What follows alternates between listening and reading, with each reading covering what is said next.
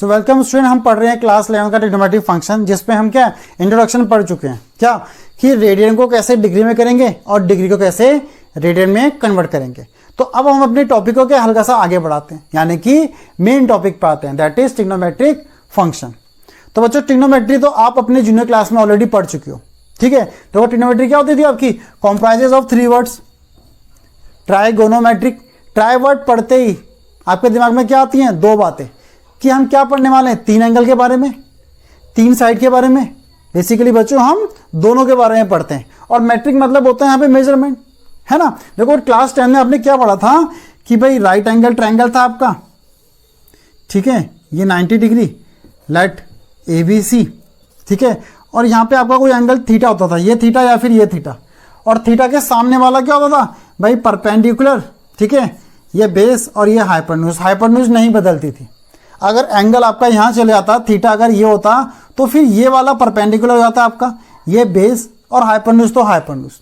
Then आपने पढ़े थे ट्रिग्नोमेट्रिक रेशोज, ठीक है, 6 trigonometric ratios, that is sine theta, ठीक है, कॉस थीटा, टेन थीटा, ठीक है, ले लेते हैं कॉट थीटा, सेक थीटा, और हमारा बचा कॉसेक थीटा।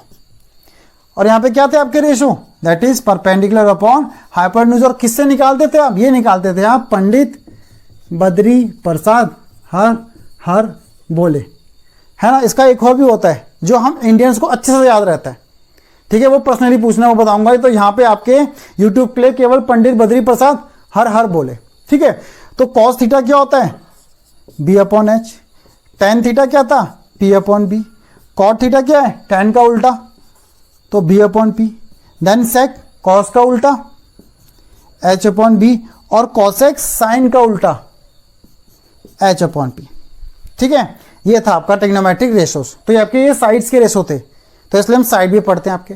और यहाँ पे जो थीटा एंगल है, तो थीटा क्या होता था, ये होता था आपका एक्यूट एंगल, है ना। तो ये आप पढ़ चुके हो। तो बच्चों यहाँ पे हम जो 11th क्लास में पढ़ने वाले हैं, यानी कि फंक्शन, तो हम कह सकते हैं जो आपके ट्रिग्नोमेट्रिक रेशोज आपने 10th क्लास में पढ़े, उन्होंने क्वालिफाई कर दिया फॉर ट्रिग्नोमेट्रिक फंक्शन के लिए, इस चीज के लिए, है ना, हम ये कह सकते हैं। तो बच्चों आपके दिमाग में आएगा, सर हम क्लास 10 में ट्रिग्नोमेट्रिक फंक्शन क्यों नहीं बोलते, फिर हम रेशो क्यों बोलते हैं, है ना, सीधा हम ट्रिग्नोमेट्रिक फंक्शन ही बोल लेते हैं। तो बच्चों उस टाइम पे आपने फंक्शन पढ़ा ही नहीं था, फंक्शन सिलेबस में नहीं था। अब यहाँ पे हम पढ़ रहे हैं ट्रिग्नोमेट्रिक फंक्शन, क्योंकि now we have a sound knowledge of function. तो हल्का सा फंक्शन के बारे में बता देता हूं। तो फंक्शन क्या है, जिसके एक इनपुट के लिए आपका एक ही आउटपुट होता है, ठीक है, 2 आउटपुट नहीं होते। फॉर सिंपल एग्जांपल अगर मैं बात करूं कि जैसे मैं ले लेता हूं साइन, ले लेते हैं साइन 30, सबको याद रहती है ना, कुछ भूल भी होगा तो 30 तो याद होगा ही। तो साइन 30 कितना है, हाफ। अब अगर मैं कल साइन 30 की वैल्यू देखूंगा तो वो भी क्या होगी, कल भी हाफ होगी। परसों देखेंगे तो परसों भी हाफ होगी। या मैं अगर बोलूं कि आप मल्टीप्लाई करो भाई 2/3 को, तो 2/3 कितना आएगा, 6 आएगा। आज भी 6 आएगा, कल भी 6 आएगा, परसों भी 6 आएगा, और आप सभी का 6 आएगा। ऐसा नहीं होगा कि मैंने 2 और 3 को हर बार मल्टीप्लाई करो तो अलग अलग वैल्यू आ रही, नहीं, ऐसा कभी नहीं होगा, केवल सिंगल आउटपुट होगा आपका। तो मैं बोल सकता हूं ना, फंक्शन क्या, फंक्शन एक रिलेशन है correspond to one point which cannot have 2 output और 2 वैल्यू, ठीक है। तो सिंपल अगर मैं डेफिनेशन लिख लूं दोबारा से कि फंक्शन क्या है, ठीक है, डेफिनेशन ऑफ फंक्शन, फंक्शन, तो ये मैं कह सकता हूं फंक्शन इज अ रिलेशन, आप नोट कर सकते हो, corresponds to one point, ठीक है, which can not have 2 value और आउटपुट।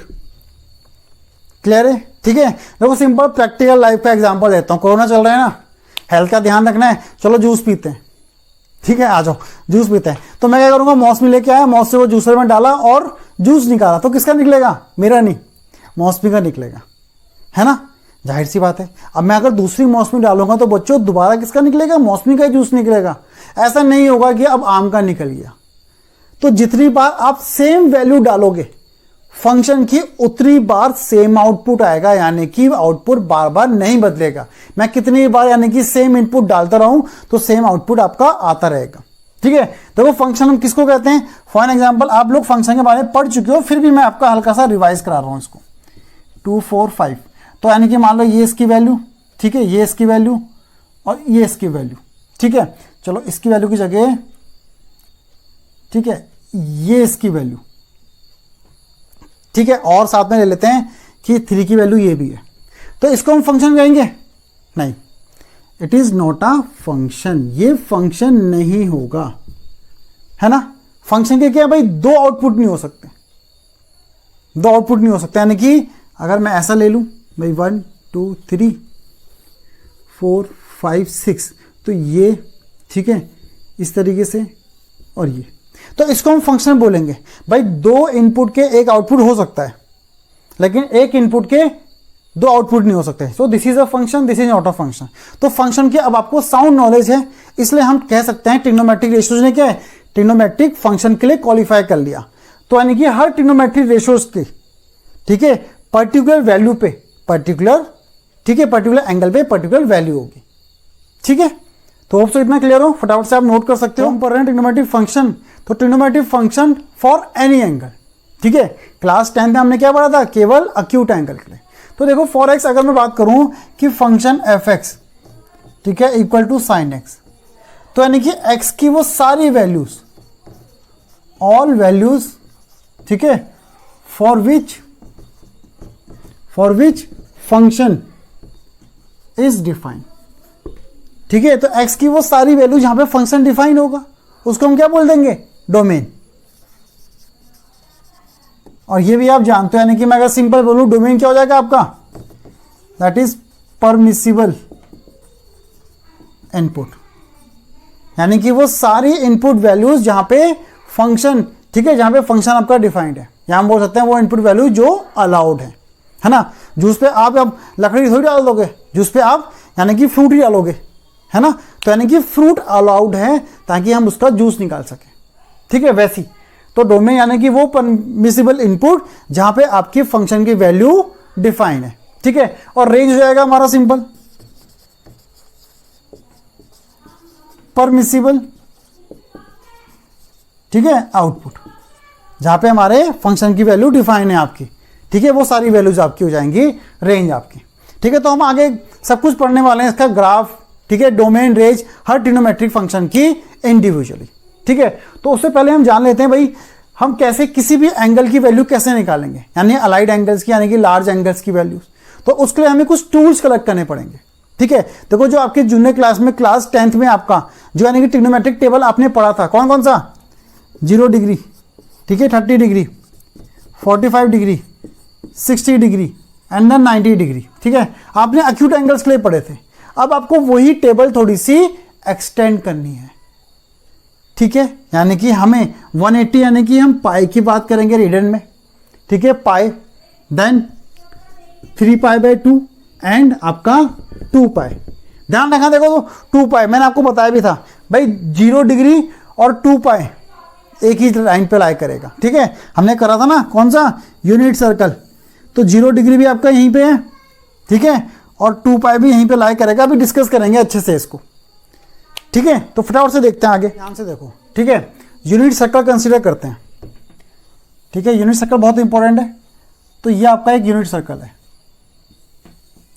ठीक है, ये आपका वाई एक्सिस है, ये एक्स एक्सिस है, तो ये आपका यूनिट सर्कल है, इसको मैं मान लेता हूँ ओ। ठीक है, तो 1 है आपका, क्योंकि यूनिट सर्कल ले रहे हैं तो रेडियस 1 है आपका। ठीक है, इस पॉइंट को ए मान लेते हैं। ठीक है, तो ए पे कोऑर्डिनेट क्या होंगे आपके, तो ये 1 है, तो कोऑर्डिनेट होंगे 1, 0। ठीक है, तो यहां पे अगर मैं बात करूं तो कितनी डिग्री है, 0 डिग्री, यहां पे 0 डिग्री है आपका। अब अगर इस ओ ए को मैं हल्का सा और रोटेट कर दूं और यहां तक ले आऊं, यानी कि किसमें, π/2 पे, तो अगर मैं π/2 पे ले आऊं इस पॉइंट पे, तो इस पॉइंट पे कोऑर्डिनेट कितने हो जाएंगे, कोऑर्डिनेट हो जाएंगे भाई, ये भी आपका 1 है ना, तो ये आपका 1 है, तो कोऑर्डिनेट कितने हो जाएंगे यहाँ पे आपका, ये हो जाएंगे आपके 0,1। भाई ये वाला आपका यानी कि ये वाला पॉइंट यहाँ पे 0 है, तो यानी कि 0,1। अब इसको यानी कि मैं थोड़ा सा और घुमा दूं, ठीक है, इसी एंगल को हम और घुमा दें और हम लेके आ जाएं पाई पे। तो पाई पे ले आएंगे तो कितने हो जाएंगे कोऑर्डिनेट, -1, 0। नेगेटिव एक्स एक्सिस पे आ गया ना, है ना, नेगेटिव एक्स एक्सिस पे, कार्टेशियन प्लेन है आपका ये, तो नेगेटिव एक्स एक्सिस पे आ गए। अब इसको और घुमा दूं यानी कि 3π/2 पे, तो कोऑर्डिनेट कितने हो जाएंगे, 0, -1। और इसको यानी कि मैं और घुमा दूं यानी कि मैं आ जाऊं 2π पे, तो कोऑर्डिनेट कितने होंगे, 1, 0। देखो यहाँ पे साफ दिखाई दे रहा है कि 0 डिग्री और 2π पे सेम वैल्यू होगी।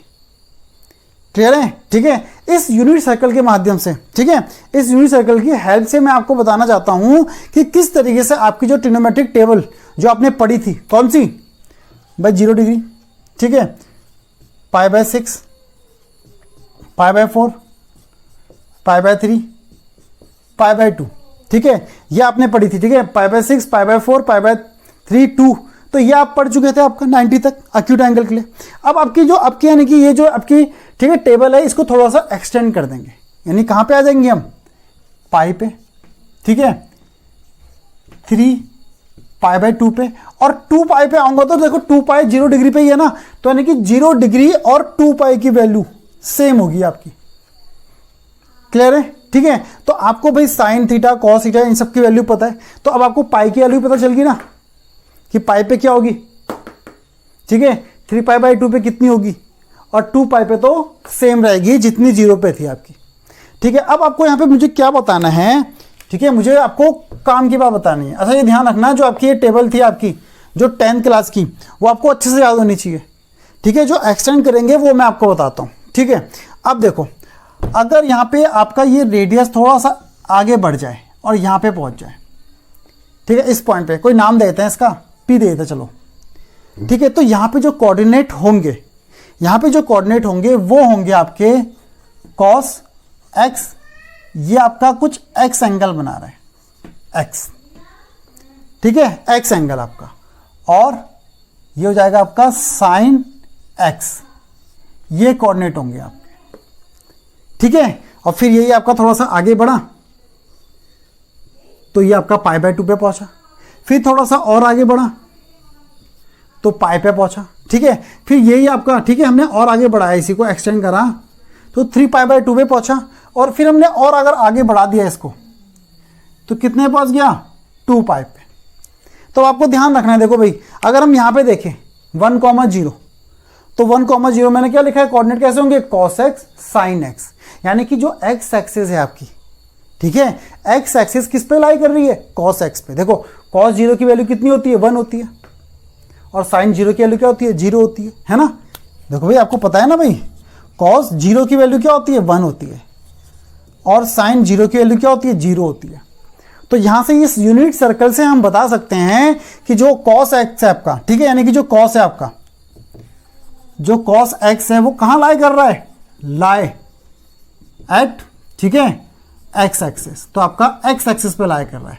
और साइन की बात करें कि साइन एक्सिस कहां लाई कर रहा है आपका, ये कर रहा है y एक्सिस पे। देखो देख सकते हो अब यहां पे, इस पे, ठीक है, यानी कि ये 0 है, ये किसकी वैल्यू है, 0 आपकी cos की वैल्यू है, और 1 किसकी है, साइन की। भाई साहब देख लो ना भाई, हमारा cos π/2 क्या होता है, 0 होता है, वैसी साइन π/2 कितना होता है, 1 होता है। क्लियर है, कोऑर्डिनेट कैसे लिखना है ये ध्यान रखना है आपको, यूनिट सर्कल बहुत इंपॉर्टेंट है, ठीक है। अब देखो सारे एंगल के यहाँ पे पॉजिटिव में, क्यों, क्योंकि एंटी क्लॉकवाइज लिया है, एंटी क्लॉकवाइज लिया है तो पॉजिटिव है। अगर हम यानी कि बात करें इसकी, तो ये क्या हो जाएगा, -π/2, तो यानी कि नेगेटिव में भी आपको ध्यान रखना है, ठीक है, वो सब मैं आपको बताऊंगा। अब यहां पे आपको और क्या देखना है, ठीक है, होप सो इतना क्लियर हो। देखो यूनिट सर्कल में जो कोऑर्डिनेट होंगे वो कैसे होंगे, cos x, sin x, ठीक है।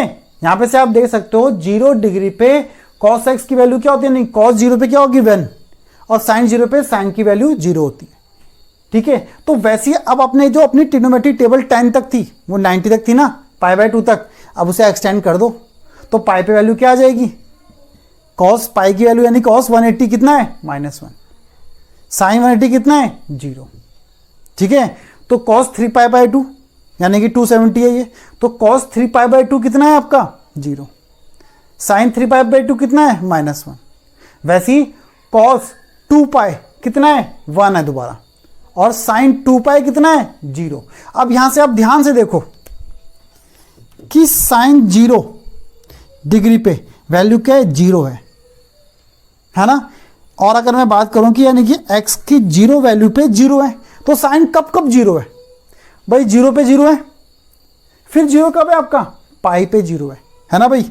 देखो पाई पे 0 है, पाई पे पाई प्लस कर दोगे तो कहां पहुंच जाएंगे 2π पे, तो यानी कि 2π पे भी 0 है। पाई पे फिर पाई प्लस कर दो, 2π पे पाई जोड़ दो कितना होगा 3π, तो यानी कि 3π पे कहां पहुंच जाएंगे यहां पहुंच जाएंगे, यानी 3π पे भी क्या वैल्यू साइन की 0 है। फिर 3π पे पाई जोड़ दो कहां पहुंच जाएंगे 4π, तो 4π है ना। तो अगर मैं ऐसी पाई जोड़ता रहूं तो यानी कि साइन की वैल्यू इन सब पे क्या 0 है। और एक जनरल फॉर्म ले लूं तो साइन की वैल्यू किस पे 0 होगी nπ पे, ठीक है। n की जगह 1 2 3 रख दो, n की जगह 0 रखोगे तो 0 हो जाएगा, 1 रखोगे तो पाई आएगा, 2 रखोगे 2π, 3 रखोगे 3π। तो साइन यानी कि n मल्टीपल ऑफ पाई पे साइन की वैल्यू क्या है 0। ये मेरे को आपको बताना है, ध्यान से नोट करने वाली बात है ये, ठीक है। यानी कि n मल्टीपल ऑफ पाई पे साइन की वैल्यू 0 रहती है। अब कॉस की वैल्यू 0 कब रहती है, ठीक है भाई, ठीक है। कॉस की बात करें तो कॉस की वैल्यू किस पे देखो π/2 पे 0 है ना। तो अब अगर मैं बात करूं कि x की कौन सी वैल्यू पे भाई π/2 पे, ठीक है। अब यानी कि π/2 पे पाई प्लस कर दो, इस पे पाई प्लस कर दो तो कितना हो जाएगा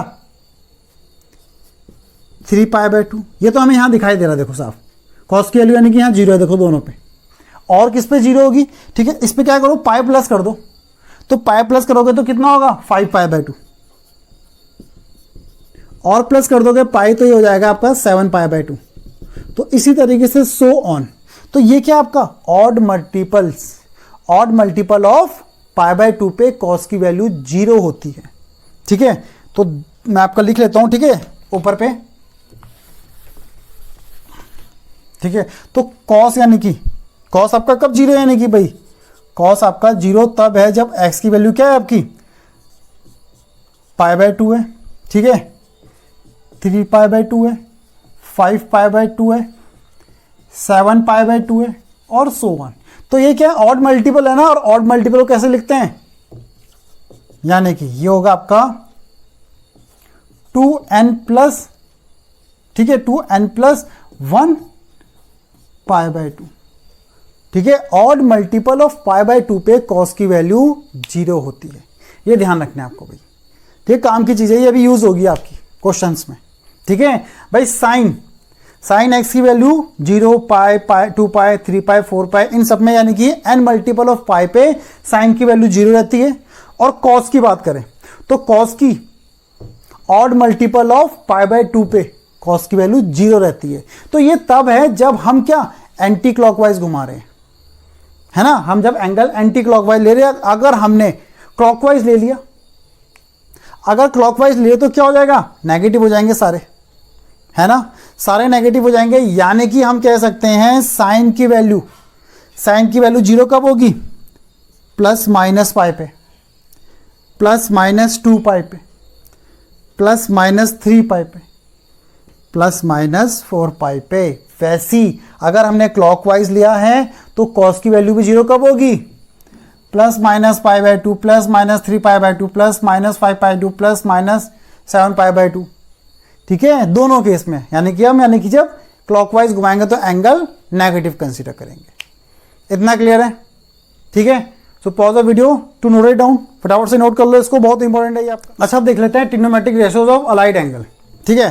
तो अलाइड एंगल क्या होते हैं ये देख लेते हैं। देखो आप लोगों ने 10th क्लास में तो पढ़ ही रखा है, आपको ये पता है दैट साइन π/2 माइनस थीटा, है ना, एक्यूट एंगल के लिए पढ़ा था आपने। और ट्रांसफॉर्मेशन होता है इसमें, यानी क्या कॉस थीटा, ये आपने पढ़ा है। लेकिन अगर ऐसा आ जाए साइन पाई प्लस थीटा, ठीक है, या मैं बोलूं साइन 360 माइनस थीटा, तो वैल्यू क्या होंगी, या कोई और आ जाए कॉस आ जाए, कॉसेक आ जाए। यानी कि अगर एंगल आपका 180 प्लस आ गया या 2π माइनस आ गया, या हम बोलें भाई पाई प्लस आ गया, तो आपको इनकी वैल्यू नहीं पता, यानी कि इनमें क्या होगा, क्योंकि आपने केवल इतना ही पढ़ा हुआ है अभी। ठीक है, तो अलाइड एंगल क्या होता है, यानी कि इनसे, यानी कि अब 180 प्लस 360 माइनस, यानी कि इन सब में आप जब वैल्यू निकाल लेते हो तो उन्हीं को हम अलाइड एंगल बोलते हैं। ठीक है, यानी कि लार्ज एंगल्स कह सकते हैं एक तरह से, सिंपल। ठीक है, तो इसलिए मैं आपको बता देता हूं कुछ चीज, दैट साइन कन्वेंशन, भाई ये आपका एक्स एक्सिस, ये वाई एक्सिस। ठीक है, तो क्वाड्रेंट कितने होंगे, फर्स्ट क्वाड्रेंट है ये आपका, सेकंड है, ये थर्ड है आपका, और ये फोर्थ है आपका, है ना भाई। क्वाड्रेंट तभी तो है भाई जब आपके एक्स एक्सिस और वाई एक्सिस है। तो आपको केवल इसमें ये याद रखना है, ऐड शुगर टू कॉफी। ठीक है, तो ऐड मतलब क्या हो गया, यानी कि ऑल ट्रिग्नोमेट्रिक रेशोस।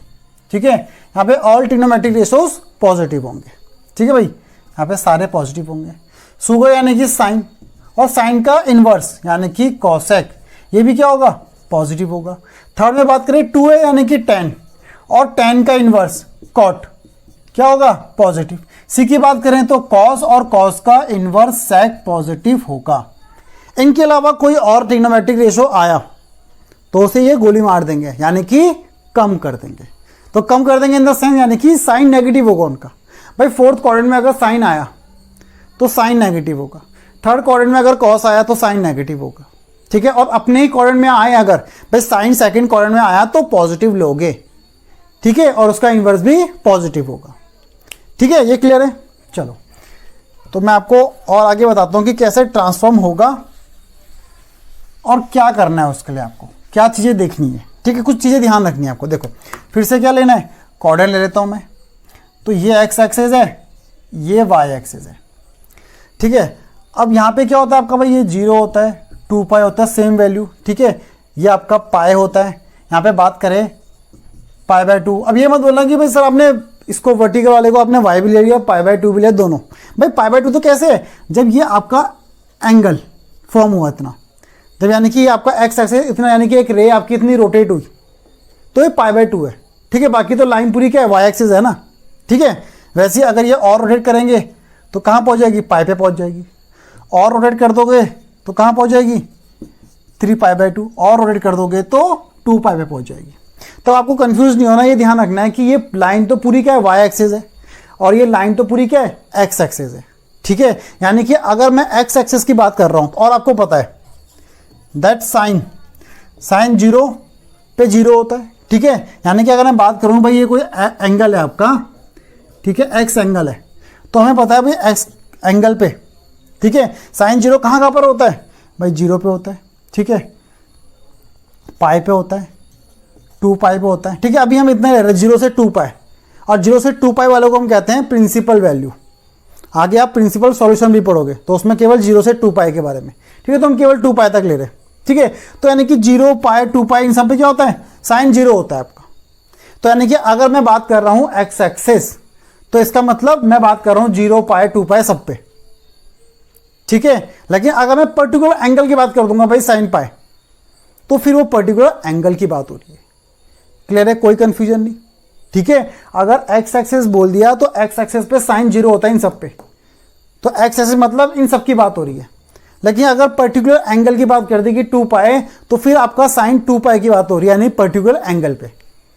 ठीक है, वैसे अगर हम बात करें वाई एक्सिस पे, ठीक है, तो वाई एक्सिस पे क्या होता है, कॉस हमारा क्या होता है, 0 होता है। ठीक है, बात करूं यानी कि कॉस पाई बाय 2 0 होता है, और एंगल एक्स ले लूं तो यानी कि कॉस कहाँ पे 0 होता है, पाई बाय 2 और 3 पाई बाय 2, केवल 2 पाई के बीच तक ले रहे हैं, होता तो और भी है 5 पाई 2 यानी कि ऑड मल्टीपल पे। ठीक है, तो ध्यान रखना है आपको, यानी कि कॉस आपका यानी कि यहाँ पे 0। अब यानी कि अगर मैं बात करूँ वाई एक्सिस की बात कर रहे हैं तो यानी कि इन दोनों एंगल की बात कर रहे हैं, और अगर पर्टिकुलर एंगल की बात कर रहे हैं पाई बाय 2, तो फिर पर्टिकुलर एंगल है। ये बात समझो कि जैसे ये लाइन तो क्या वाई एक्सिस है ना, क्वाड्रेंट तभी तो होंगे 4 जब एक्स एक्सिस वाई एक्सिस होगा।